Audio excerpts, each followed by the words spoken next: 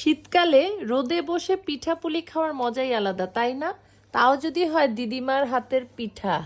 ওদের তো খুবই ভাগ্য ভালো শমসুরেলার, যে দিদিমার হাতের পিঠা খায়। আমার ভাগ্যটা অত ভালো ছিল না, কারণ আমি যখন ক্লাস 1-এ পড়ি তখন আমার দিদিমা মরে যায়।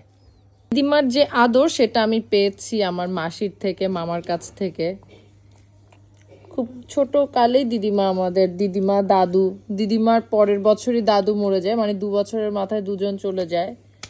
সো আদরগুলো যে কেমন ঠিক বুঝি না। আজকের পিঠাটা এটাকে কি বলে? ঝাল পিঠা। মানে এটা হচ্ছে নতুন একটা, উনি কি করেছে, ভিতরে ভেজিটেবল দিয়েছে, আর এটা হচ্ছে ছাইন্না পিঠা বলে মনে হয়, না? টেস্টি বাবা।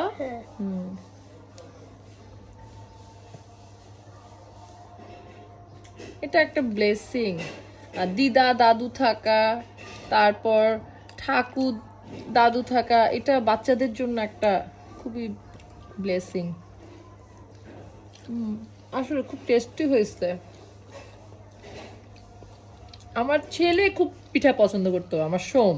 সুরেলা একটু কম পছন্দ করে, কিন্তু মানে দিদার পিঠা লাভার ছিল আমার সোম বেবি, তাই না বাবা?